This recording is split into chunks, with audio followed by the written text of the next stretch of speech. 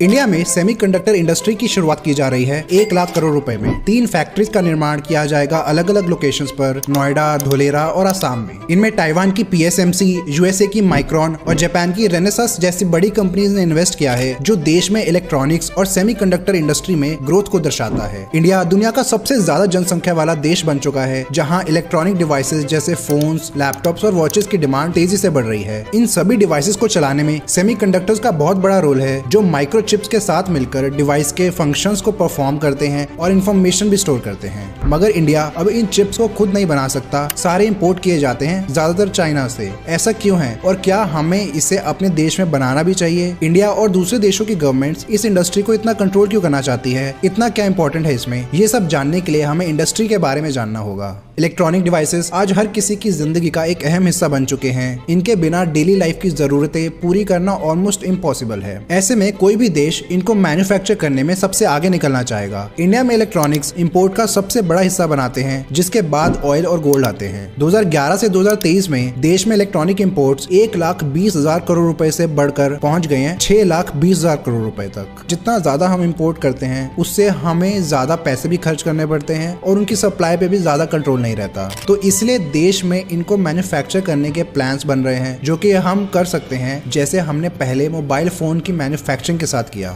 आज इंडिया दुनिया का second largest mobile phone manufacturer है, जहां 200 से ज्यादा फैक्ट्रीज मौजूद हैं, जो कि पहले 0 थी। इलेक्ट्रॉनिक्स में हर टाइप का डिवाइस आता है जो इलेक्ट्रिक करंट को कंट्रोल और मैनिपुलेट कर सकता है। इसमें अलग अलग कंपोनेंट्स जैसे चिप्स, ट्रांजिस्टर्स और सेमीकंडक्टर्स वगैरह को यूज करके करंट को कंट्रोल किया जाता है। सेमीकंडक्टर्स ऐसे मटेरियल्स को कहते हैं जो कंडक्टर से कम और इंसुलेटर से ज्यादा करंट पास होने देते हैं। ये काफी वर्सेटाइल होते हैं। इनमें कुछ इम्प्योरिटीज डालकर इसकी कंडक्टिंग प्रॉपर्टीज को पूरी तरह से बदला भी जा सकता है, जैसे करंट को सिर्फ एक डायरेक्शन में फ्लो करने देना। इससे लाइट भी प्रोड्यूस किया जा सकता है और सनलाइट से इलेक्ट्रिसिटी भी प्रोड्यूस की जा सकती है। बहुत यूजेस होते हैं सेमीकंडक्टर के हमारी डिवाइसेस में। आज सेमीकंडक्टर इंडस्ट्री को कुछ ही देशों की कंपनीज डोमिनेट करती हैं, जैसे USA, Taiwan, south Korea, Japan, Netherlands और UK। इनमें से अकेला ताइवान ही दुनिया के लगभग 60% सेमीकंडक्टर्स बनाता है। TSMC जो एक ताइवानीज कंपनी है, इसका अपना शेयर ही 50% के करीब है। इस ग्राफ में अभी की सारी मेजर सेमीकंडक्टर कंपनीज हैं उनके मार्केट कैपिटलाइजेशन के अकॉर्डिंग। ये सारी अमेरिकन कंपनीज हैं, ये दोनों डच, ये साउथ कोरियन, TSMC ताइवानीज, बाकी जापानीज और ब्रिटिश। दुनिया के कई और देशों ने भी इसमें काफी इन्वेस्ट करना शुरू किया है, जैसे चाइना ने 15 लाख करोड़ रुपए लगाए, USA ने 4,10,000 करोड़ रुपए और यूरोपियन यूनियन ने 3,80,000 करोड़ रुपए। इन इन्वेस्टमेंट से साफ हो जाता है कि ये कंट्रीज कितना इंपॉर्टेंट मानती है इस इंडस्ट्री को। लेकिन इतनी इन्वेस्टमेंट जरूरी भी हो जाती है जब पता लगता है कि एक सेमीकंडक्टर फैक्ट्री को तैयार करने में हजारों करोड़ रुपए लग जाते हैं। इंडिया अभी इस रेस में काफी पीछे है, जिसमें और ज्यादा इन्वेस्टमेंट की जरूरत पड़ेगी आगे निकलने के लिए। सेमीकंडक्टर्स को पहली बार माइकल फैराडे ने ऑब्जर्व किया था 1833 में, जब एक एक्सपेरिमेंट में सिल्वर सल्फाइड की रेजिस्टेंस कम हुई टेम्परेचर बढ़ाने पर, जो कि मेटल्स के बिहेवियर से बिल्कुल उल्टा था। सेमीकंडक्टर्स में करंट कुछ कंडीशंस में ब्लॉक किया जा सकता है, जो कंडक्टर्स और इंसुलेटर्स में करना नामुमकिन है। ऐसी प्रॉपर्टी पहली बार देखी गई। कुछ साल बाद 1874 में रेक्टिफायर के इन्वेंशन से इसके डेवलपमेंट का दरवाजा खुल गया। रेक्टिफायर AC करंट को DC में कन्वर्ट करता है। इसके 70 साल बाद 1947 में USA की बेल लेबोरेटरीज में काम करने वाले जॉन बार्डिन और वॉल्टर ब्रिटेन ने पॉइंट कॉन्टैक्ट ट्रांजिस्टर इन्वेंट किया। ट्रांजिस्टर्स एम्पलीफायर्स या स्विच की तरह काम करते हैं सर्किट में, और इसको बनाने में सेमीकंडक्टर्स यूज किए जाएं तो इसमें थोड़ा सा करंट अप्लाई करने से भी बहुत ज्यादा करंट कंट्रोल किया जा सकता है। इससे ये मुश्किल ऑपरेशंस और लॉजिक फंक्शंस भी कर सकते हैं। अगले साल 1948 में विलियम शॉकली ने बाइपोलर जंक्शन ट्रांजिस्टर इन्वेंट किया, जो पॉइंट कॉन्टैक्ट से भी बेहतर था। इनसे शुरुआत हुई ट्रांजिस्टर के एरा की, जिसने इलेक्ट्रॉनिक्स को रेवोल्यूशनाइज कर दिया।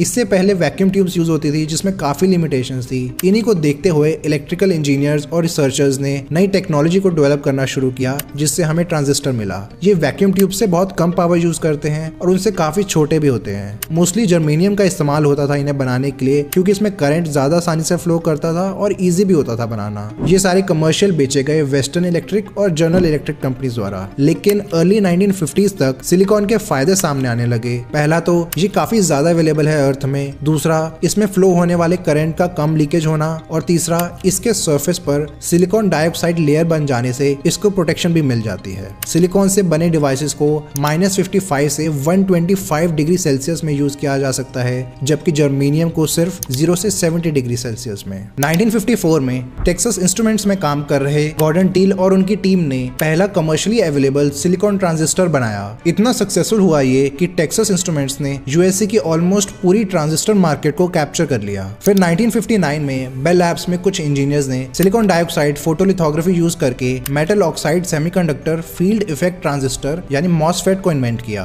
ये कहीं ज्यादा स्केलेबल और कम पावर कंज्यूम करने वाला डिवाइस था, जो कि दुनिया का पहला मास प्रोड्यूस्ड ट्रांजिस्टर बना। ट्रांजिस्टर बनने के बाद पोर्टेबल इलेक्ट्रॉनिक डिवाइसेस भी पॉपुलर होने शुरू हुए। जैसे 1952 में बना सोनोटोन हियरिंग एड दुनिया का पहला डिवाइस बना ट्रांजिस्टर्स को इस्तेमाल करने वाला। ये इतना चला कि 2 साल के अंदर ही 97% हियरिंग एड्स ने सिर्फ ट्रांजिस्टर्स को इस्तेमाल करना शुरू किया। 1954 में पहला ट्रांजिस्टर रेडियो रिजेंसी लॉन्च हुआ और अगले साल 1955 में जापानीज कंपनी सोनी ने अपना ट्रांजिस्टर रेडियो लॉन्च किया और जल्दी मार्केट कैप्चर कर ली। अब इसका मेन डिवाइस कंप्यूटर की बात करें तो इसका पहला ट्रांजिस्टर वाला प्रोटोटाइप 1953 में यूके की मैनचेस्टर यूनिवर्सिटी में काम कर रहे टॉम किलबर्न, रिचर्ड ग्रिम्सडेल और डगलस वेब ने डेमोन्स्ट्रेट किया। अगले साल यूएस एयरफोर्स के लिए एक कंप्यूटर डिजाइन किया बेल लैब्स ने 700 पॉइंट कॉन्टैक्ट ट्रांजिस्टर्स और 10,000 से ज्यादा डायोड्स के साथ। इनकी सफलता को देखते हुए IBM ने 608 ट्रांजिस्टर कैलकुलेटर लॉन्च किया 1957 में, जो दुनिया का पहला कमर्शियल पूरी तरह ट्रांजिस्टर से बना कंप्यूटर था। इससे पहले कंप्यूटर्स में वैक्यूम ट्यूब्स यूज होती थी, जैसे इनिएक जो 17,000 से ज्यादा वैक्यूम ट्यूब से बना था और 15x9 मीटर का पूरा कमरा ऑक्यूपाई करता था। इतने बड़े साइज और इतनी सारी वैक्यूम ट्यूब्स के बाद भी इनिएक 1 सेकंड में सिर्फ 5,000 कैलकुलेशंस ही कर सकता था, जहां आज के कंप्यूटर्स 1 सेकंड में 100 करोड़ से भी ज्यादा कैलकुलेशंस कर सकते हैं आसानी से। इन लिमिटेशंस को सेमीकंडक्टर्स ने बदल कर रख दिया। 1950s और 60s में बढ़ती पॉपुलैरिटी के साथ सेमीकंडक्टर इंडस्ट्री में कुछ कंपनीज ने अपनी पकड़ मजबूत बनाई, जैसे AT&T जिसमें बेल लैब्स और वेस्टर्न इलेक्ट्रिक आती थी, Texas instruments, Fairchild semiconductor, RCA, Intel और AMD।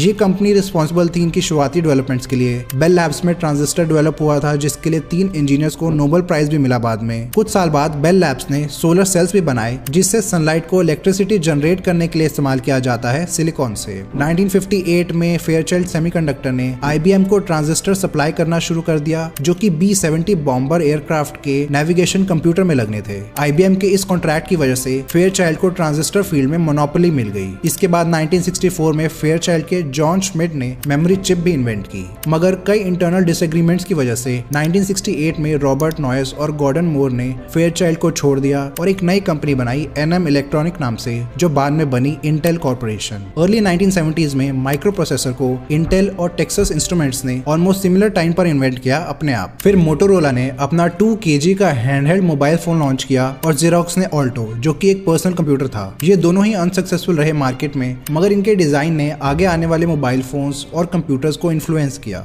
मोस्टली जो इनोवेशन है वो यूएसए में ही देखने को मिल रहा था, इसलिए आज दुनिया भर की सेमीकंडक्टर मार्केट का लगभग 50% हिस्सा अमेरिकन कंपनीज ऑक्यूपाई करती हैं। दुनिया की लार्जेस्ट टेक्नोलॉजी कंपनीज जैसे माइक्रोसॉफ्ट और एप्पल भी इसलिए इतनी बड़ी बन पाई, सही टाइम और सही जगह पर होने की वजह से। लार्जेस्ट सेमीकंडक्टर कंपनी की बात करें तो वो है एनवीडिया, जबकि ये फैबलेस कंपनी है, यानी खुद कोई मैन्युफैक्चर नहीं करती चिप्स को, लेकिन इनोवेट, डिजाइन और सप्लाई करती है उन्हें। फैब्रिकेशन का काम मोस्टली TSMC को आउटसोर्स करते हैं वो, क्योंकि वहां काम सस्ते में हो जाता है। इसको कॉन्ट्रैक्ट मैन्युफैक्चरिंग कहते हैं। सब बड़ी कंपनीज ऐसा ही करती हैं। सेमीकंडक्टर डिवाइसेस के मैन्युफैक्चरिंग प्रोसेस को फैब्रिकेशन कहते हैं। ऐसे किसी प्लांट को सेटअप करने के लिए $1 बिलियन से ज्यादा का खर्चा लग जाता है, यानी 8,400 करोड़ रुपए, और ये इजिली 3 से 4 बिलियन डॉलर तक भी पहुंच जाता है, यानी 33,000 करोड़ रुपए। इस खर्चे का बहुत बड़ा कारण है क्लीन रूम्स। क्लीन रूम एक अलग सा रूम बनाया जाता है जिसमें हवा में मौजूद पार्टिकुलेट्स और डस्ट वगैरह को रिमूव कर दिया जाता है। इसी में फैब्रिकेशन का सारा काम होता है, क्योंकि चिप्स के फीचर्स बहुत छोटे नैनोमीटर स्केल में बनते हैं, जो डस्ट पार्टिकल से भी छोटे होते हैं। अगर उन्हें नहीं हटाएंगे तो डस्ट चिप्स में चली जाएगी और प्रॉपर्ली वर्क नहीं कर पाएगा वो। सारी मशीनरीज जैसे फोटोलिथोग्राफी, एचिंग, डोपिंग और डाइसिंग मशीन सभी इधर होती हैं, जो कि काफी एक्सपेंसिव है। एक मशीन 5 करोड़ रुपए की नॉर्मल मशीन से लेके 29,000 करोड़ रुपए तक की एडवांस मशीन्स भी लगानी पड़ती हैं। एनवीडिया और इंटेल जैसी कंपनीज चिप्स का डिजाइन तैयार करती हैं, फिर मैन्युफैक्चरर्स उसको बनाते हैं। ज्यादा एडवांस चिप्स, स्पेशली 7 नैनोमीटर और 5 नैनोमीटर चिप्स को सिर्फ TSMC और सैमसंग बना सकते हैं पूरी दुनिया में। बहुत कॉस्ट इंटेंसिव होता है उनको मैन्युफैक्चर करना। इसके लिए सिलिकॉन के वेफर्स पर प्रोटेक्टिव कोटिंग लगाकर फोटोलिथोग्राफी से फीचर्स बनाए जाते हैं। फाउंड्रीज और IDMs खुद से ऐसी मशीन्स नहीं बनाती, बल्कि उनको इक्विपमेंट मैन्युफैक्चरर से खरीदती है, जैसे नेदरलैंड्स का ASML, USA की लैम रिसर्च और जापान की टोक्यो इलेक्ट्रॉन। माइक्रोन आज की सबसे एडवांस्ड फोटोलिथोग्राफी मशीन्स ASML बनाती है। फिर चिप्स बन जाने के बाद उन्हें टेस्ट किया जाता है एक इलेक्ट्रॉनिक टेस्टर की मदद से। ये काम अक्सर outsourced semiconductor assembly and test OSAT companies को दिया जाता है जो सिर्फ चिप्स को टेस्ट करने का काम करती हैं। ऐसा इसलिए ताकि टेस्टिंग रिजल्ट्स में बनाने वाली कंपनी की तरफ से बायसेस ना आए। टेस्ट पास कर चुके चिप्स को पैकेज किया जाता है एक प्रोटेक्टिव केसिंग में कवर करके। इसमें मेटल पिन्स बाहर निकलती हैं जिनको बाकी डिवाइस से जोड़ा जा सकता है। पैकेजिंग का काम भी अक्सर OSATs ही करती हैं क्योंकि टेस्ट हो चुकी चिप्स को उसी समय पैक करना ज्यादा सेफ और एफिशिएंट रहता है। एक चिप को हम यूजुअली पैकेज फॉर्म में देख पाते हैं। इस इमेज में हर टाइप की पैकेजिंग दिखेगी। सेमीकंडक्टर फैब 24/7 ऑपरेट करती है और भारी मात्रा में पानी और बिजली की खपत भी होती है। उसमें पानी चिप्स को रिंस करने के लिए इस्तेमाल होता है उसकी बिगिनिंग स्टेजेस में प्रोटेक्टिव लेयर लगाने से पहले। सेमीकंडक्टर मैन्युफैक्चरिंग में बहुत से टॉक्सिक केमिकल्स यूज होते हैं जैसे आर्सेन और फॉस्फेन। इनकी वजह से वर्कर्स में ज्यादा हेल्थ प्रॉब्लम्स भी देखने को मिलती है जैसे आई साइट चले जाना, कैंसर और मिसकैरेज। अक्सर कंपनीज रेगुलेशंस फॉलो करने के बजाय हैजर्डस प्रोसेसेस को अंडर डेवलप्ड और डेवलपिंग देशों में आउटसोर्स कर देती हैं जहां रेगुलेशंस ढीली और टॉक्सिन्स की अवेयरनेस कम होती है। इंडियन इलेक्ट्रॉनिक सेक्टर की बात करें तो ये सिर्फ 1.7% कंट्रीब्यूट करता है देश की GDP में। अगर कंपेयर करें तो ताइवान, साउथ कोरिया और चाइना में ये नंबर है 15.5, 15 और 13% रिस्पेक्टिवली। इंडिया आज दुनिया की इलेक्ट्रॉनिक्स मैन्युफैक्चरिंग का 5% हिस्सा बनाता है जिसमें से ज्यादातर देश में ही यूज हो जाता है, एक्सपोर्ट कम होता है। स्पेसिफिकली सेमीकंडक्टर्स को देखें तो उसमें भी इंडिया में टैलेंट की कमी नहीं है। ITIF के मुताबिक दुनिया के 20% सेमीकंडक्टर डिजाइन इंजीनियर्स जो कि हैं लगभग 1,25,000 इंडिया में ही हैं। लेकिन जहां हर साल 8 लाख इंजीनियर्स ग्रेजुएट होते हैं उनमें से बहुत कम है जो इस इंडस्ट्री में काम करने योग्य होते हैं, प्रॉपर स्किल्स नहीं सीख पाते। इसकी अहमियत समझकर यूनिवर्सिटीज में बेहतर स्किल कोर्सेज लाने की जरूरत है। लोकल मैन्युफैक्चरिंग के लिए कंपनीज को थोड़े इंसेंटिव्स भी दिए जा सकते हैं। कोविड से हुई सप्लाई चेन डिस्ट्रप्शन से भी इंडियन इलेक्ट्रॉनिक्स को फायदा मिला है। जो कंपनीज पूरी तरह या ज्यादातर चाइना में मैन्युफैक्चरिंग कर रही थी उन्होंने डाइवर्सिफाई करना जरूरी समझा इंडिया, वियतनाम और मलेशिया जैसे देशों में। लेकिन अभी इंडिया में इसका सबसे बड़ा चैलेंज है हाई टैरिफ रेट और ईज ऑफ बिजनेस। इसकी वजह से कई कंपनीज इंसेंटिव्स के बाद भी साउथ ईस्टर्न एशियन कंट्रीज को प्रेफर करती है इंडिया के ऊपर। गवर्नमेंट ने यही इंसेंटिव स्कीम्स PLI लॉन्च की थी मैन्युफैक्चरिंग सेक्टर को एनकरेज करने के लिए। कई सेक्टर्स में दी जाती हैं ये इलेक्ट्रॉनिक्स को मिलाकर। इंडिया का टारगेट है 2029 तक दुनिया की स्मार्टफोन मैन्युफैक्चरिंग का 25% हिस्सा हासिल करना जो अभी सिर्फ 4% पर है। लेकिन इसमें भी सबसे बड़ा चैलेंज है टैक्सेस। इंडिया चार्जर्स, कुछ तरह के सर्किट बोर्ड और फुली असेंबल्ड फोन्स पर 20% का टैक्स लगाती है और बैटरी कवर्स पर 10% का। इसके मुकाबले चाइना और वियतनाम अपने ट्रेडिंग पार्टनर्स और फ्री ट्रेड एग्रीमेंट वाली कंट्रीज के कंपोनेंट्स पर कभी भी 10% से ज्यादा टैक्स नहीं लगाते। अक्टूबर 2023 में ताइवानीज कंपनी विस्ट्रॉन कॉर्पोरेशन जो आईफोन मैन्युफैक्चर करती है अपना कर्नाटका प्लांट टाटा को बेच दिया। नवंबर में चाइनीज कंपनी लेनोवो ने इंडिया में मदरबोर्ड्स मैन्युफैक्चर किए जिससे वो गवर्नमेंट के कॉन्ट्रैक्ट्स पर बिड कर सके। इसी साल जनवरी में सैमसंग ने नोएडा में लैपटॉप्स बनाना भी अनाउंस किया है। पेगाट्रॉन कंपनी ने भी अपने चेन्नई प्लांट्स का 65% स्टेक टाटा को बेचना डिसाइड किया है जहां वो आईफोन बनाते हैं। इन सब फॉरेन इन्वेस्टमेंट से 2023-24 में इंडिया ने $29.1 बिलियन यानी 2,40,000 करोड़ रुपए के इलेक्ट्रॉनिक्स को एक्सपोर्ट किया। टॉप 5 मार्केट्स थी USA, UAE, नेदरलैंड्स, UK और इटली। इसमें मोबाइल फोन्स 52% हिस्सा बनाते हैं जिसमें से सबसे ज्यादा आईफोन्स एक्सपोर्ट किए जाते हैं जो मोबाइल एक्सपोर्ट्स का 70% और टोटल इलेक्ट्रॉनिक एक्सपोर्ट्स का 35% बनाते हैं। सेमीकंडक्टर की बात करें तो देश में हर साल लगभग 2,000 चिप्स डिजाइन की जाती हैं और 20,000 इंजीनियर्स IC डिजाइन करते हैं। 2017 की department of electronics and information technology की रिपोर्ट के मुताबिक सेमीकंडक्टर टेक्नोलॉजी इंडिया में इंप्रूव करने के लिए सिंगापुर और जर्मनी की इंडस्ट्रीज के साथ पार्टनरशिप भी की गई है। इसी साल मार्च में गवर्नमेंट ने 1,25,000 करोड़ रुपए खुद इन्वेस्ट करने का डिसाइड किया है 3 प्लांट्स के लिए, एक सेमीकंडक्टर फैब्रिकेशन प्लांट और 2 पैकेजिंग एंड टेस्ट फैसिलिटीज। ये देश का पहला फैब होगा। PSMC और टाटा इलेक्ट्रॉनिक्स के बीच एक जॉइंट वेंचर। इसमें 28, 40, 55 और 110 नैनोमीटर चिप्स प्रोड्यूस की जाएंगी 50,000 वेफर्स पर हर महीने। कंपैरेटिवली कम एडवांस चिप्स हैं ये, तो इनमें सेंसिटिव टेक्नोलॉजी का भी कम उपयोग होगा और बनाने में भी कम रिसोर्सेस लगेंगे। ये प्लांट ढोलेरा गुजरात में बनाने का प्लान है। इसके अलावा चिप असेंबली, टेस्ट और पैकेजिंग के लिए 2 फैसिलिटीज बनेंगी। पहली होगी जागी रोड असम में टाटा इलेक्ट्रॉनिक्स की 27,000 करोड़ रुपए में। दूसरी सनंद गुजरात में जो ये 3 कंपनीज मिलकर बना रही है 7,000 करोड़ रुपए में। इंडिया के लिए ये इंडस्ट्री सेटअप करना काफी इंपॉर्टेंट है लेकिन इसमें कई चैलेंजेस का भी सामना करना पड़ता है जैसे ब्यूरोक्रेटिक और पॉलिसी हर्डल्स। मिड 2000s में इंटेल का एक प्लांट बनने वाला था लेकिन गवर्नमेंट समय समय रहते इन्वेस्टमेंट पॉलिसी नहीं बना पाई और इंटेल ने अपने प्लांट्स के लिए चाइना और वियतनाम को चुना। ब्यूरोक्रेसी से भी कई प्रोजेक्ट्स या प्लान्स इफेक्ट होते हैं, टाइमली क्लियरेंस नहीं मिल पाती। इसके चलते न सिर्फ इंडस्ट्री की ग्रोथ रुक जाती है बल्कि एम्प्लॉयमेंट अपॉर्चुनिटीज पर भी बुरा असर पड़ता है। इन इश्यूज के अलावा एक सेमीकंडक्टर फैक्ट्री बिजली और पानी दोनों ही अंधाधुंध तरीके से इस्तेमाल करती है और दोनों का ही अकाल है हमारे देश में।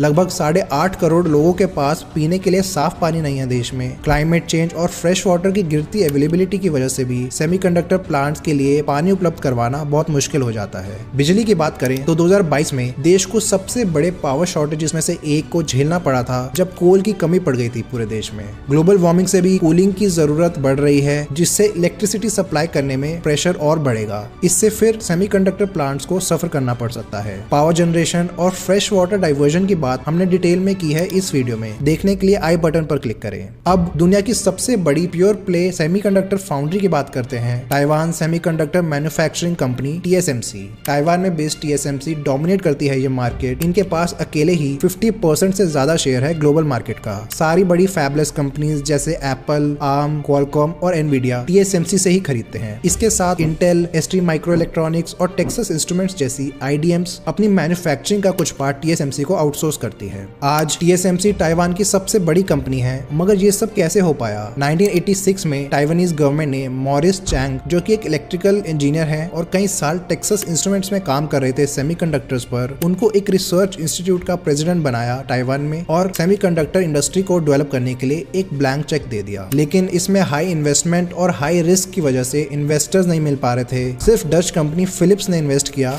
$58 मिलियन, प्रोडक्शन टेक्नोलॉजी को भी ट्रांसफर किया और अपनी इंटेलेक्चुअल प्रॉपर्टी को भी लाइसेंस किया TSMC में 27.5% स्टेक के लिए। ताइवानीज गवर्नमेंट ने जनरस टैक्स बेनिफिट्स दिए और सेटअप करने की 48% कॉस्ट भी कवर की। बाकी कैपिटल ताइवान के दूसरे बिजनेसमैन ने इन्वेस्ट की गवर्नमेंट की रिक्वेस्ट या धमकी पर। इस तरह 1987 में TSMC एस्टैब्लिश हो पाया और ऐसी गवर्नमेंट की लगातार सपोर्ट से वो आज इतनी बड़ी कंपनी बन पाई है। प्योर प्ले फाउंड्री जो कि सिर्फ चिप फैब्रिकेशन करती है TSMC जैसी, वो ही बनाने का प्लान है इंडिया में PSMC के साथ। और जो फैबलेस मैन्युफैक्चरर्स हैं वो प्योर प्ले फाउंड्री से चिप्स खरीदकर अपने प्रोडक्ट्स में यूज करते हैं जैसे एनवीडिया। इनको मैन्युफैक्चरिंग पर इन्वेस्ट नहीं करना पड़ता, बस एंड प्रोडक्ट्स पर R&D करते हैं। इस पाई चार्ट में दुनिया की 10 सबसे बड़ी प्योर प्ले फाउंड्रीज हैं एक क्वार्टर रेवेन्यू के हिसाब से। 2023 का टोटल रेवेन्यू देखें तो TSMC ने $69 बिलियन कमाए थे, जिसके बाद सैमसंग आती है $14 बिलियन के साथ। फैबलेस में एनवीडिया सबसे ऊपर है 2023 में $60 बिलियन रेवेन्यू के साथ। एनवीडिया की बात करें तो ये मोस्टली जानी जाती है अपने GPUs, ग्राफिक्स प्रोसेसिंग यूनिट्स के लिए। आज दुनिया की 80% GPU की मार्केट एनवीडिया के पास है।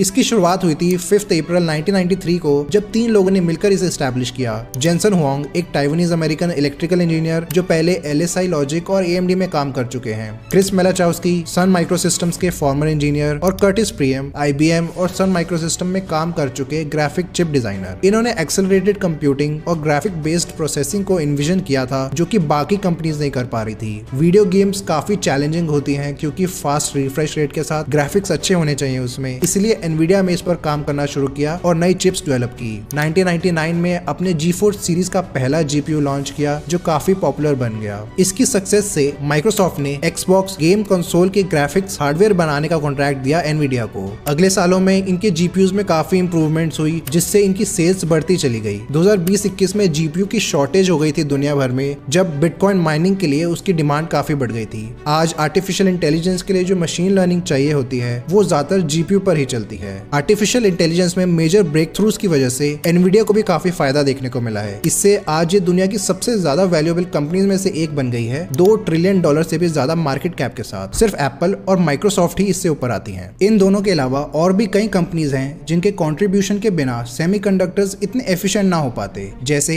ASML एक डच कंपनी जो फोटोलिथोग्राफी मशीन्स बनाती है। ये दुनिया की सबसे बड़ी सप्लायर है इनकी, जिसे TSMC यूज करती है अपने 90 नैनोमीटर चिप्स बनाने के लिए। सैमसंग साउथ कोरिया की सबसे बड़ी कंपनी भी अपने डिवाइसेस के लिए खुद चिप चिप्स बनाती है, जैसे सैमसंग गैलेक्सी फोन्स और टैबलेट्स के लिए। साथ ही एप्पल, सोनी, HTC और नोकिया को भी सप्लाई करती है ये। फॉक्सकॉन वो भी ताइवान में ही बेस्ड है, दुनिया की लार्जेस्ट कॉन्ट्रैक्ट मैन्युफैक्चरर है जो आईपैड्स और आईफोन्स बनाती है एप्पल के लिए। इसके अलावा BlackBerry, Kindle, Nintendo, Sony PlayStation, Google Pixel और माइक्रोसॉफ्ट के Xbox 360 भी मैन्युफैक्चर करते हैं ये लोग। इनकी factories China, Japan, India, Malaysia, Mexico और ब्राजील में है। इंडिया में इन्होंने आईफोन बनाना शुरू किया 2017 में चेन्नई के पास श्री पेरुम्बदूर में। 2023 में ये 3 और फैक्ट्रीज कंस्ट्रक्ट कर रहे हैं, बेंगलोर में 2 और हैदराबाद में 1। ये तीनों इसी साल ऑपरेशनल भी हो जाएंगी। दुनिया भर में चिप्स की नीड लगातार बढ़ती जा रही है, जहां लोग और ज्यादा इलेक्ट्रॉनिक प्रोडक्ट्स खरीद रहे हैं। आजकल गाड़ियों में भी पहले से काफी ज्यादा आईसीज मौजूद होती हैं। गॉर्डन मूर जो इंटेल के को-फाउंडर और CEO थे, उन्होंने 1965 में एक ऑब्जर्वेशन दी थी कि हर 2 साल में एक आईसी का ट्रांजिस्टर काउंट डबल हो जाता है। इसे मोर्स लॉ से जाना जाने लगा। ये ट्रेंड काफी सालों तक प्रेडिक्शन के हिसाब से ही चल रहा था, बस 2010 में थोड़ा सा स्लो डाउन हो गया है, लेकिन टेक्नोलॉजी एडवांसमेंट्स अभी भी चल रही हैं, जैसे इस ग्राफ में दिख रहा है। इसका मतलब है चिप्स की नीड भी बढ़ रही है और उनकी कैपेबिलिटी भी। 2020 से 23 तक इसमें एक झटका लगा दुनिया की सारी मेजर इंडस्ट्रीज को, जब ग्लोबल चिप शॉर्टेज देखने को मिला। 169 से ज्यादा इंडस्ट्रीज इफेक्ट हुई इसमें, जो कोविड-19 की वजह से सप्लाई चेन में डिसरप्शंस और लॉकडाउन के कारण हुई। कोविड में रिमोट वर्किंग और लर्निंग में बढ़ोतरी से पीसी डिमांड तेजी से बढ़ी, जिसे आईसी मैन्युफैक्चरिंग कोप अप नहीं कर पाई। इसके अलावा ताइवान में आए ड्राउट से भी मैन्युफैक्चरिंग में डिलेज देखने को मिले। और यूएस चाइना ट्रेड वॉर जो 2018 में यूएस के चाइनीज गुड्स पर लगाए टैरिफ्स की वजह से शुरू हुआ, उसमें यूएस गवर्नमेंट ने कुछ रिस्ट्रिक्शंस लगाई थी एडवांस टेक्नोलॉजी शेयर करने पर भी, उसने भी कंट्रीब्यूट किया इस शॉर्टेज में। इसके बाद चाइनीज कंपनी हुआवे पर सैंक्शंस लगाए गए, 5G और कम्युनिकेशन से बाहर निकाल दिया उन्हें। TSMC ने उनके लिए चिप्स बनानी बंद कर दी और सैमसंग और LG ने डिस्प्लेज भी सप्लाई करने बंद कर दिए। चाइना ने सामने से 20% टैरिफ लगा दिया अमेरिकन प्रोडक्ट्स पर, जिससे ट्रेड वॉर बढ़ता चला गया। इकोनॉमिस्ट्स और एक्सपर्ट्स के हिसाब से इस ट्रेड वॉर से दोनों देशों को नुकसान हुआ था, लेकिन यूएसए को थोड़ा ज्यादा। चाइना की इंडस्ट्रियल ग्रोथ रेट 5% तक गिर गई 17 सालों में, सबसे कम, और यूरोपियन प्रोडक्ट्स का चाइना में इंपोर्ट भी बढ़ गया। यूएसए का ट्रेड डेफिसिट थोड़ा कम जरूर हुआ, मगर बहुत ज्यादा फर्क नहीं पड़ा। इस ट्रेड वॉर का पर्पस लेकिन सिर्फ ट्रेड डेफिसिट नहीं था, बल्कि चाइना और ताइवान के बीच कॉन्फ्लिक्ट भी था, क्योंकि दुनिया और यूएसए का ज्यादातर सेमीकंडक्टर ताइवान से आता है। तो अगर चाइना उन पर अटैक कर दे तो पूरी दुनिया पर इसका काफी बुरा असर पड़ेगा। चाइना का बढ़ता एग्रेशन एक बड़ा कारण बना ट्रेड वॉर का और TSMC जैसी इंपॉर्टेंट कंपनीज को डाइवर्सिफाई करने का।